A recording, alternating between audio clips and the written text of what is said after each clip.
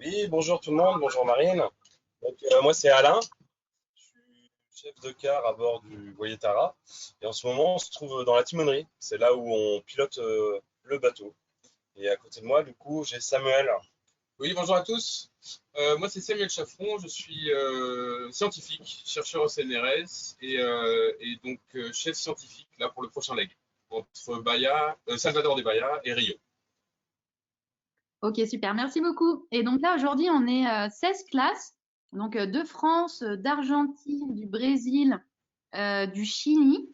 Et donc, on a des écoles primaires et des collèges. Donc, du coup, selon le niveau, voilà, on peut avoir des questions de tout niveau. Donc, on va aller dans la première classe. Alors, on va aller dans la classe de CP de Santiago du Chili. Donc, j'active votre son, les CP de Santiago du Chili. Pensez à bien vous présenter et ensuite vous pouvez poser votre question à Samuel et Alain. Alors, j'ai activé, il faut cliquer sur le petit bouton dans la demande d'activation du son que je vous envoie. Voilà. Vous nous entendez? Oui, bonjour. Donc, c'est Bonjour. Julieta va vous poser une question. Super. Bonjour Olivier. Bateau s'appelle Tara. Alors, est-ce que tu peux répéter, s'il te Tara. plaît? Alors, pourquoi le bateau s'appelle Tara? Merci pour ta question. Eh ben, le bateau a été conçu par Jean-Louis Etienne. Et au début effectivement il s'appelait Antarctica. Et de fil en aiguille en fait il y a eu Peter Blake qui l'a eu. Et Tara pour moi c'est une déesse de la mer. Et du coup, c'est Agnès B et Romain Troublé qui l'ont baptisé sous ce nom. Voilà, je n'en sais pas plus. Mais c'est vrai que le bateau a eu trois noms. C'était d'abord Antarctica, après Seamaster. Voilà, il y a eu Seamaster avec Peter Blake et maintenant il s'appelle Tara. Voilà, et il s'appelle Tara en fait parce que Agnès B, la propriétaire du bateau, est fan d'un film que tu dois pas connaître parce qu'il est très très vieux, qui s'appelle Autant n'emporte le vent. Et en fait, dans ce film, il y a une maison où les gens se retrouvent, où il fait bon vivre, on aime bien se retrouver avec sa famille, avec ses amis. Et cette maison s'appelle Tara. Donc du coup, comme Tara, on a envie de s'y retrouver à plusieurs avec des amis, de la famille. C'est pour ça qu'elle a appelé le bateau Tara. Donc voilà, j'espère que ça répond à ta question.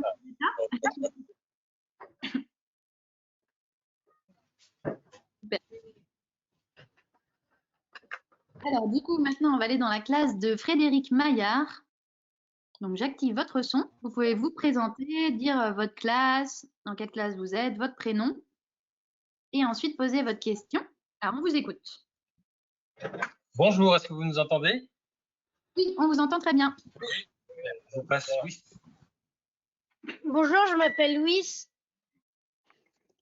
Bonjour Louis. Comment se nourrissent les microbiomes? Ah, ça c'est une question pour Samuel. Alors les microbiomes. Tout d'abord, le microbiome, qu'est-ce que c'est? C'est l'ensemble des micro-organismes qui vivent dans les océans. Enfin, c'est plus large que ça, les microbiomes, parce que les microbiomes, on les retrouve un peu partout sur la planète, pas uniquement dans les océans. Et ce sont des micro-organismes qui ont des tailles très différentes. Ça va des virus, qui sont les plus petits, aux bactéries et micro-eucaryotes, qui sont un peu plus grands. Et donc, il y a des tailles très différentes. Et donc, ces plus petits organismes, en général, se nourrissent des nutriments qui sont dans la mer, de la matière organique qui est dans la mer, en fait. Donc, ça, ce sont les bactéries. Et ensuite, ces bactéries sont consommées par des organismes plus grands, qui sont les protistes, les petites cellules eucaryotes, qui vont elles-mêmes être mangées par le zooplancton. Donc, on a toute une chaîne alimentaire, en fait, au sein de ce microbiome. Qui est organisée dans les océans. Et c'est un peu la même organisation dans d'autres écosystèmes. Donc voilà, j'espère que ça répond à la question, c'est assez clair. Merci. Merci à vous. Merci. Maintenant, on va aller dans la classe d'Aurélie Pierre. J'active votre son. Alors, Aurélie, je vous invite à vous présenter, à dire dans quelle classe vous êtes, comme ça on saura le niveau. et à indiquer votre prénom quand vous parlez. Voilà, on vous entend. Normalement, ça doit fonctionner. C'est à vous. Vas-y, Lucas.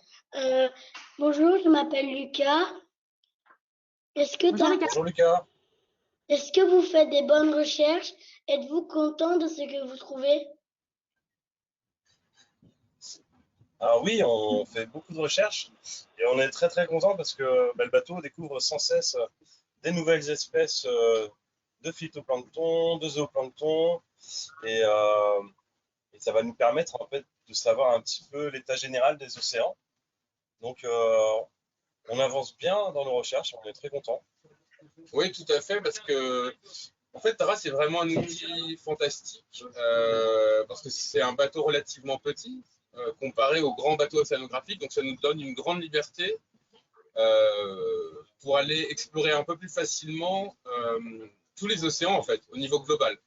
On peut se permettre avec Tara d'aller explorer presque tous les océans pendant une campagne, et ça c'est rarement possible avec des bateaux océanographiques plus grands. Donc c'est ça qui est vraiment extraordinaire avec Tara, c'est qu'on a cette grande flexibilité pour aller explorer tous les océans. Voilà.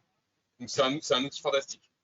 Et il y a énormément d'instrumentation à bord qui nous permettent d'identifier toutes ces différentes cellules du plancton et du microbiome. On a plein d'outils sophistiqués à bord. Donc c'est un outil remarquable et puis avec des technologies vraiment de pointe à bord. Donc voilà, c'est ça qui rend unique aussi Tara et les expéditions Tara. Merci beaucoup. Merci à toi. Merci à toi. Alors, on va aller dans la classe de Cécile de Santa Coloma. Alors, j'active votre micro. Voilà. Et on vous écoute pour poser votre question à l'équipage. Donc, c'est les CM1 de Jean Mermoz à Buenos Aires, en Argentine. Alors, est-ce que vous nous entendez? Le lycée Jean Mermoz? Ça ne fonctionne pas. Après, ils m'ont donné leur question à l'écrit. Donc, si ça ne fonctionne pas, je poserai votre question à votre place. Alors, est-ce que CM1A, vous nous entendez? Alors, j'ai un peu Alain et Samuel, je vais vous poser leurs questions. Moi, je vais vous poser leurs questions. Et donc, leur question, c'est qu'est-ce qui vous a poussé à partir en mission sur l'océan? Alors, eh bien moi, ce qui m'a poussé à partir, c'est avant tout une passion de la mer. J'étais plongeur avant et du coup, j'avais tout le temps hâte de découvrir des nouveaux océans. Et puis, de fil en aiguille, je suis devenu marin. Je me suis toujours intéressé un peu à l'océanographie et donc je me suis retrouvé à bord du voilier Tara. Ça s'est un peu passé comme ça pour vivre cette grande aventure humaine parce qu'on est tous, les uns à côté des autres. On est nombreux à bord, on est 14. Donc c'est une grande aventure et un échange entre les scientifiques et les marins. Et je vous présente Elena qui vient de nous rejoindre. Bonjour. Bonjour, Alors, je Léna. peux répondre aussi de mon côté. Bonjour. Donc, moi, je suis scientifique et en fait, la question c'était qu'est-ce qui nous a amené à faire cette expédition? Voilà. Alors, moi, c'était. Voilà. Donc, j'étudiais déjà toutes les connaissances qui ont été acquises par les expéditions précédentes. Et donc, je connaissais bien les données, mais je n'avais jamais participé à faire les échantillons qui vont ensuite donner, permettre toutes les analyses et toutes les nouvelles connaissances, les nouvelles espèces qui vont être connues, etc. Et donc, j'avais très envie de participer à cette partie. Et donc, voilà, c'est pour ça que j'étais très contente de partir en expédition cette fois-ci. Super, merci beaucoup, Elena. Alors, on va aller dans la classe d'Isabelle Iboudo-Grasse. Donc, j'active votre micro. Vous pouvez vous présenter. Donc, il me semble que là, on retourne en France. Comme on est d'un petit peu partout, aux quatre coins du monde, je vous invite à dire d'où vous êtes. Comme ça, c'est sympa de voir à qui on s'adresse. Alors, est-ce que ça marche, Isabelle, dans votre classe? Je ne m'entends pas. J'ai un peu... Alors Isabelle, j'ai l'impression que ça ne fonctionne pas. Ah, vas-y. Alors c'est les C20 à Molière. Exactement. Et du coup, ils m'ont posé leur question écrite. Donc, Alain et Elena, je vais vous la poser directement. Et donc, quelle a été votre plus grande peur pendant votre voyage? Ah, tu vois, ça y est. Je commence. Oui, oui. Bon, moi, je peux parler de ma plus grande peur, qui était une peur pas très rationnelle, hein, mais en fait, c'était c'est ma première expédition, c'est la première fois que je suis si longtemps sur un bateau. Je suis restée 33 jours à peu près. Et donc, on a eu au départ des eaux très calmes parce qu'on était dans le fleuve en Amazonie, donc ça bougeait pas vraiment. Et puis après, on est allé en mer et là, le bateau commençait à bouger beaucoup. Et en fait, il y a eu une nuit où on a eu des vents très forts. Et en fait, Tara bouge énormément. Mais c'est un bateau très solide, hein, mais ça bouge vraiment beaucoup. Et dans ma cabine, j'arrêtais pas d'être gigolée dans tous les sens. Et en fait, ce qui m'a fait peur, c'était pas le mouvement en soi, c'est comment ça tapait. Et en fait, il y avait des bruits très très forts. Et en fait, c'est la coque du bateau qui tape dans les vagues et ça fait vraiment un bruit très fort. Donc, je me disais, est-ce que le bateau va se casser en deux? Mais en fait, non, bien sûr que non. Il est très solide, voilà. Donc, c'était ma peur pendant une nuit où ça tapait très fort. Après, je me suis habituée au bruit et bon, c'est devenu normal, hein, voilà. Donc, ça, c'est ma peur à moi. Alain, Alain, il a sûrement pas cette peur. Ah bah, on a tous des peurs au début, hein. Moi, ça fait 20 ans que je suis marin, donc non, j'ai pas eu cette peur-là. Moi, ces derniers temps, qu'est-ce qui a pu me faire peur? On avait l'habitude de se baigner jusqu'à présent dans de l'eau très très bleue, avec au large, avec 4900 mètres de profondeur sous l'eau. On faisait des petites baignades après avoir bien travaillé le soir, quand il fait très très chaud sous l'équateur. Et petit à petit, on s'est rapproché de l'Amazone où l'eau a commencé à devenir de plus en plus trouble. Mais il faisait toujours aussi chaud. Et donc, on a fait une petite baignade. Et c'est vrai que là, j'ai eu peur parce qu'il y avait d'une part énormément de courant dans l'Amazone. Donc, il fallait vraiment s'accrocher. Et, euh, et d'autre part, comme on ne voyait pas le fond, l'eau est très, très, très trouble, j'ai vraiment pas été rassuré parce que il y a un petit peu de tout, hein, entre les piranhas, les anacondas. C'était un peu folie, hein, voilà. Bon, moi, je Ma suis pas dernière baignée peur. en Amazonie. J'ai pas osé. Alors maintenant, on va aller dans la classe d'Elsa Huette. Donc, on vous écoute, vous pouvez vous présenter. Bonjour, je m'appelle Mathéo, je viens d'Argentin et j'ai une question. À quoi ça sert d'étudier les micro-organismes marins? Alors, à quoi ça sert d'étudier le microbiome marin? C'est ça ta question? Oui, Super. Si tu veux.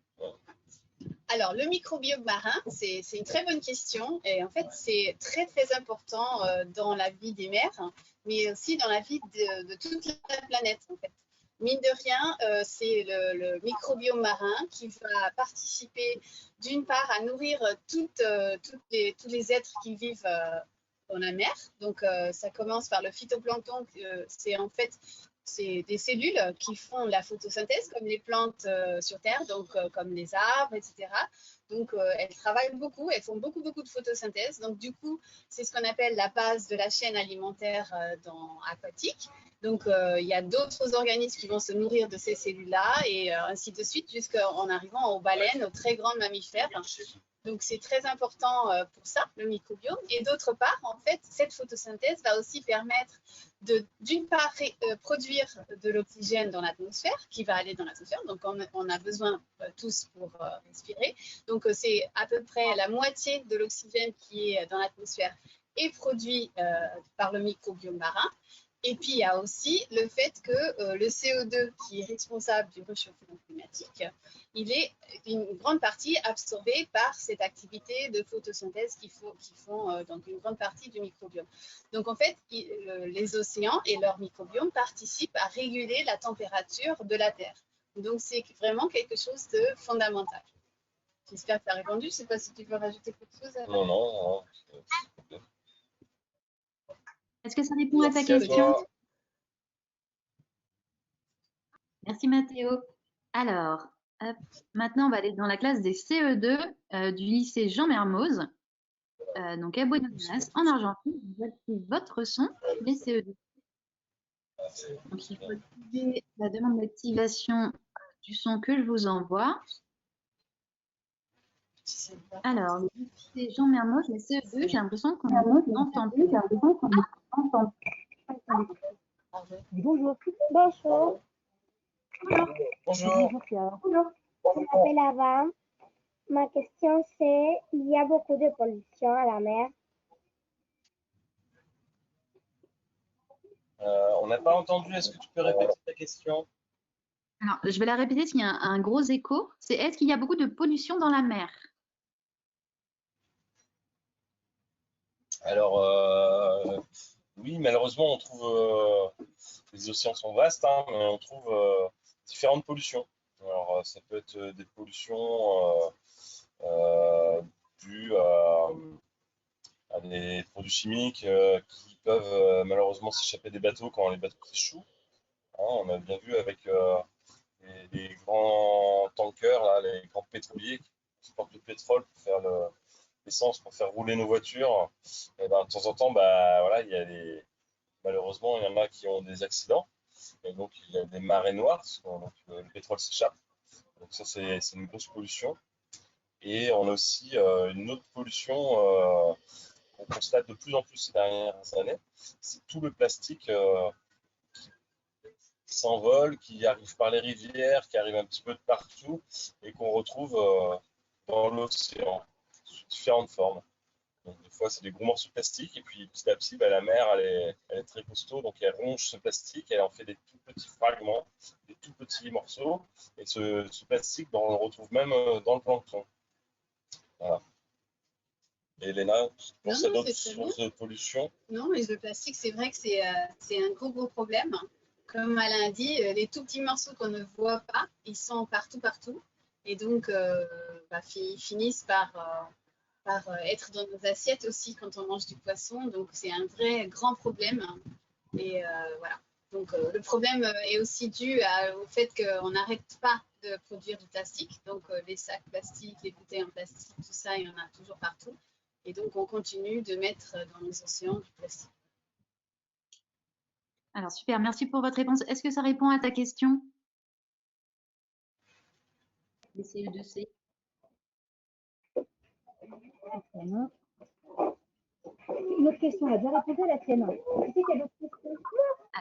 bon, je pense que oui. Alors, on va prendre la question de la classe de Jean-Christophe Bénistan et ensuite on fera un petit quiz. Donc, j'active votre micro, Jean-Christophe. Vous pouvez vous présenter. Violetta. Vas-y, Violetta. Je laisse la parole à Violetta. Je ne sais pas si vous m'entendez. On vous entend. Oui, on vous entend. Bonjour, Violetta. Bonjour.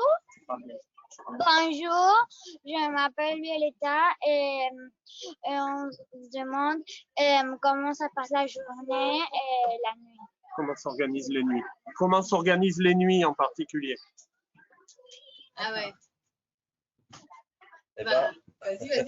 Non, mais c'est trop. alors, bah, du coup, il y a toute une partie où on dit qu'on est en station, c'est-à-dire qu'on est sur une zone où on va travailler pour faire des prélèvements. Donc, on travaille avec les scientifiques et donc on les aide, nous les marins, à mettre les engins de prélèvement comme la rosette là qu'on voit sur la photo. Et du coup, voilà, il y a toute cette partie-là où je parle du côté marin et puis après je laisserai Elena parler du côté scientifique. Et donc on a toute cette partie-là où voilà, on note les coordonnées, là où on se trouve, donc la latitude et la longitude, la vitesse de temps en temps du bateau, parce que des fois on traîne des filets à plancton, pêcher du plancton, donc ça nécessite d'être à une certaine vitesse. Voilà. Et puis donc du coup on est plusieurs marins comme ça, où on se relaie. Donc on se relaie pour mettre les engins à l'eau, on se relaie aussi à la passerelle. Donc la passerelle, c'est la timonerie, hein. C'est là où on se trouve en ce moment, hein. Je ne sais pas si vous voyez, il y a tous les engins du bord qui sont derrière moi, voilà, qui nous permettent donc de piloter le bateau. Donc on a des radars sur lesquels on veille pour éviter les collisions avec d'autres bateaux justement. Et donc il y a après des temps de repos. Et donc tout l'équipage comme ça tourne et c'est comme ça que se déroulent nos journées et nos nuits parce que le bateau ne s'arrête pas forcément la nuit. Hein. Donc il y a toujours quelqu'un qui veille, qui travaille sur le pont. Et donc côté scientifique. Voilà, donc je vais juste rajouter côté scientifique, en fait, en tant que scientifique à bord, on peut distinguer deux, comme les marins, deux grandes types de nuits. Il y a la nuit où on est juste en navigation et donc là, on n'est pas en train de faire des échantillonnages, donc on n'est pas dans les labos, on n'est pas sur le pont, mais on se relaie. On fait des quarts de nuit avec les marins. Donc il y a toujours deux personnes ici sur la Timondi. Donc un marin et un chercheur. Et donc nous, on fait des quarts de nuit plus petits. Donc on fait des quarts de nuit de 2 heures et ça va entre 8 heures du soir jusqu'à 22 heures, 22 heures 24, et puis 24, 2 heures du matin, 2 heures du matin à 4 heures du matin et de 4 heures du matin à 6 heures du matin. Et donc, en fait, normalement, ce qu'on fait, c'est que quand on a fini notre quart, on va réveiller le chercheur suivant. Et en fait, des fois, c'est pas facile de se réveiller au milieu de la nuit. Et pour moi, personnellement, le quart que je préfère, c'est le 4 heures, 6 heures, parce que on voit le lever de soleil. Voilà. Et après, il y a les quarts, il y a les nuits où on est en train de faire des prélèvements. Et là, on est dans les labos, on est hyper actif sur le pont. Et voilà. Donc, il y a des jours en station, comme disait Alain. Donc, voilà. Là, on n'est pas en train de dormir ou on est très actif. J'espère que ça a répondu à la question. Merci. Merci à toi. Alors, avant de reprendre les questions, on va faire un petit tour. Alors, je vous invite à vous rendre, alors comme tout à l'heure, sur menti.com. Donc, on avait fait plusieurs questions. Et donc là, donc pour ceux qui nous ont rejoints en cours de route, donc il faut aller sur www.menti.com. Là, il faut rentrer un code. C'est le code qui s'affiche en haut de l'écran. Donc 68 19 98 47. Et là, vous allez avoir une image avec un instrument scientifique. Et du coup, on vous demande à quoi sert cet instrument scientifique. Donc, vous avez deux possibilités. Soit il vous permet de collecter du plastique, soit il vous permet de pêcher des poissons. Donc, je vous remets l'image en grand pour vous laisser quelques instants pour réfléchir. Et ensuite, vous pourrez voter et on verra vos réponses en direct. Et ensuite, on demandera à Elena et Alain de nous dire le nom de l'instrument et à quoi il sert. Alors, je vois qu'on a déjà des réponses. Donc, on a 5 classes qui pensent que cet instrument scientifique, il sert à collecter du plastique et non à pêcher des poissons.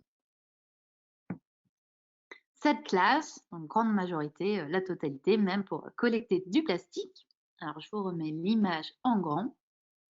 Donc, Elena et Alain, est-ce que vous pouvez nous dire comment déjà s'appelle cet instrument?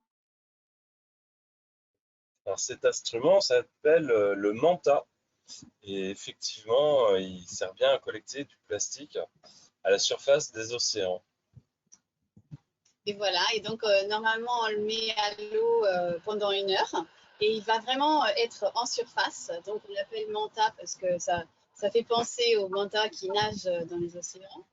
Et on le laisse pendant une bonne heure et après on va voir qu'est-ce qu'on a recueilli. Donc au fond de ce grand filet se trouve un conteneur qui va prendre, comment dire, un collecteur. Un collecteur, voilà, qui va prendre pas mal de choses. Et en Amazonie, on avait beaucoup de plastique. On avait aussi des crabes, des petites crevettes, des plantes.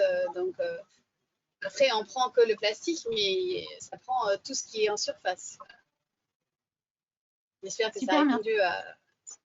Ouais. Oui, merci beaucoup, Elena. Alors, du coup, on va repartir aux questions. Et donc, on va aller dans la classe d'Erika Rodriguez. Je vous invite à vous présenter, à dire où est-ce que vous êtes et à donner votre prénom. Alors, je vous envoie une demande d'activation du coup. Il faut cliquer dessus et ensuite, ça fonctionnera. Je vous remets une photo élémentaire en attendant.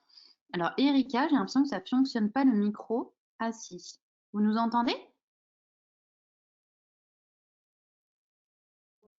Alors, Ah, on vous Bonjour, entend. je m'appelle Cécile et j'aimerais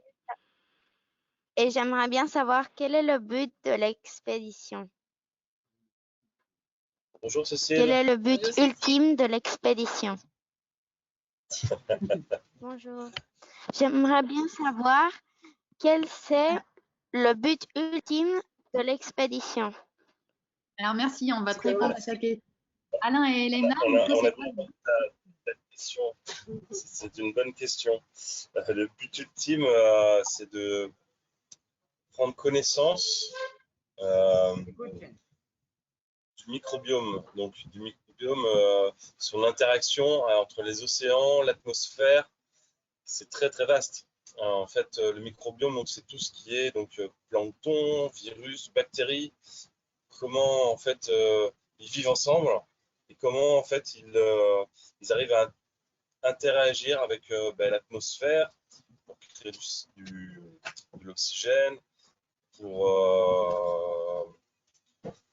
enfin voilà, je pense que Elena va être mieux placée peut-être pour répondre À au la but question. ultime. Le but ultime. Donc, comme Alain a dit, on veut étudier le microbiome, on veut connaître le microbiome parce qu'on ne sait pas tout ce qui se passe dans les océans. Et on veut, comme Alain a dit, comprendre comment ils interagissent avec l'atmosphère.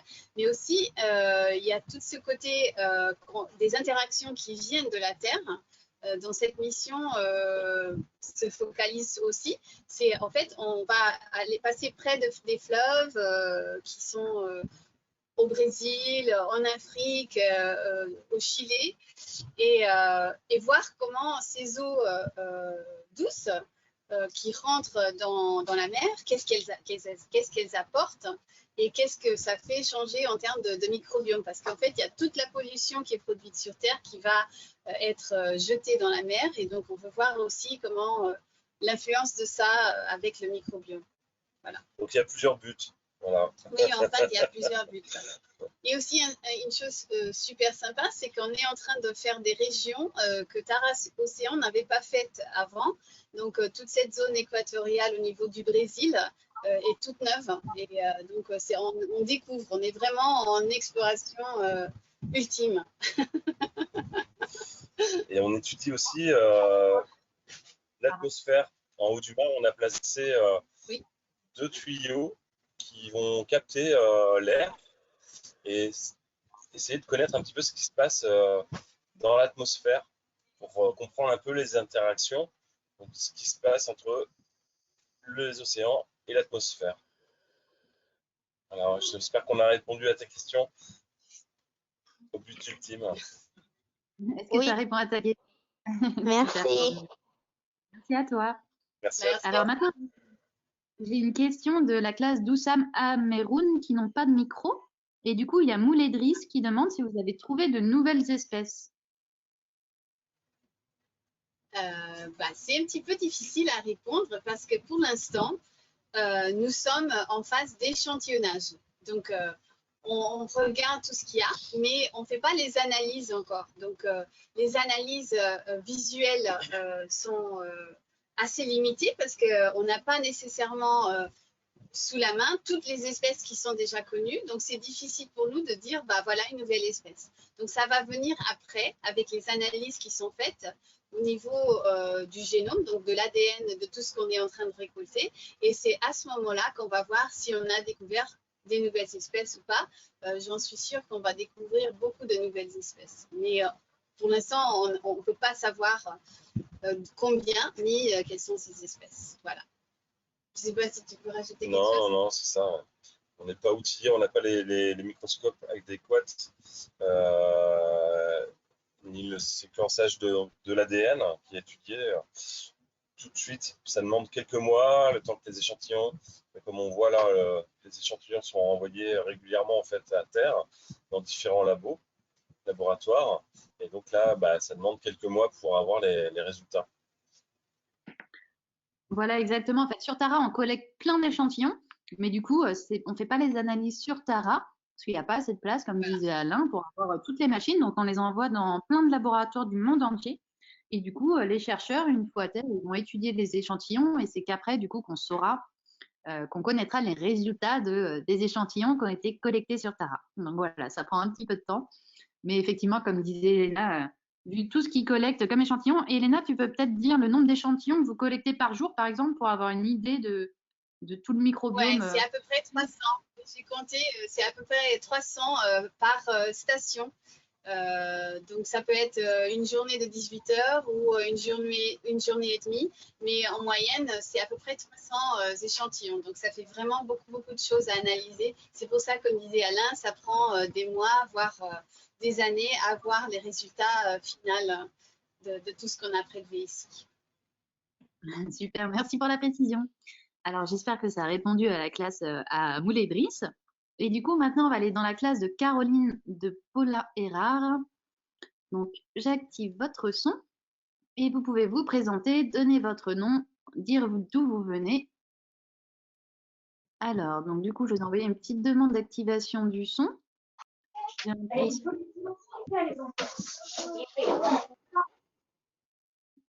Vous nous entendez? Oui, vous nous entendez? Bonjour.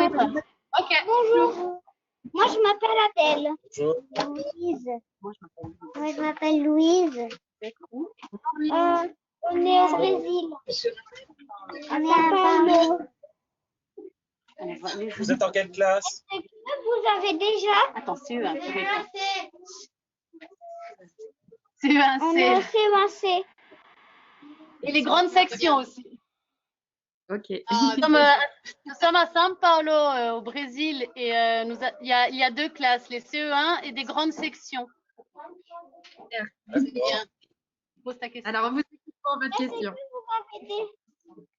Est-ce que vous avez déjà observé beaucoup de changements dans la mer à cause du réchauffement climatique?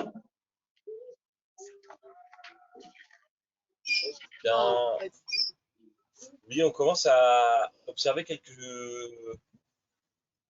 chose, enfin, pas mal de choses qui changent quand même, notamment avec le réchauffement climatique. Dans la région où on était là, il n'y a pas longtemps, au-dessus de l'Amazone, on a traversé des champs énormes de sargasses. Le sargasse, c'est une algue, et en fait, elle pousse énormément, parce que la mer se réchauffe.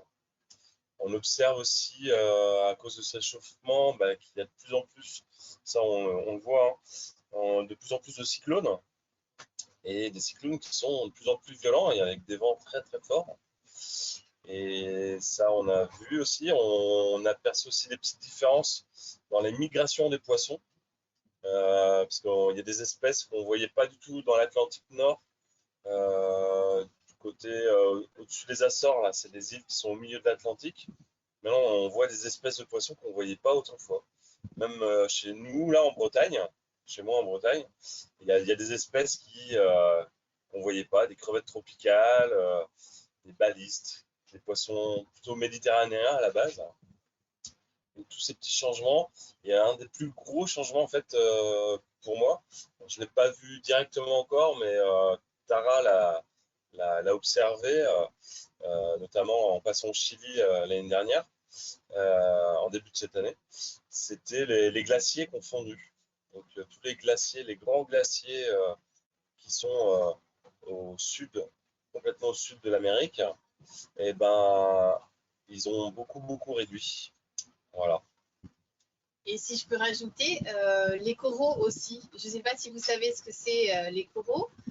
Donc, les coraux, c'est un écosystème, c'est-à-dire c'est un environnement aquatique très particulier qui héberge beaucoup de diversité, qui sert un peu comme une petite forêt aquatique pour plein de poissons, plein d'animaux aquatiques. Et en fait, les coraux, avec le réchauffement climatique, sont en train de souffrir beaucoup.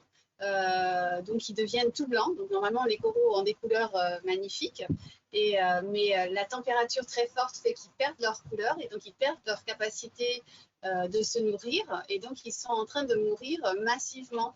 Et avec eux, toute la biodiversité qu'ils hébergeaient, qu'ils protégeaient, va se trouver. C'est comme si toute une forêt brûlait et puis tous les animaux qui habitaient dans cette forêt n'ont plus leur maison, leur habitat.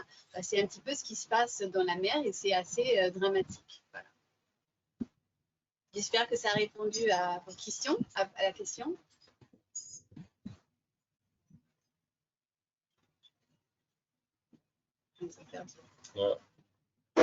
Oui, super, merci beaucoup. Merci. Oui, alors on avait. On ne vous entend plus. On a un enfant de la grande section. Est-ce qu'il pourrait aussi vous poser une petite question? Oui, allez. Il arrive, merci beaucoup.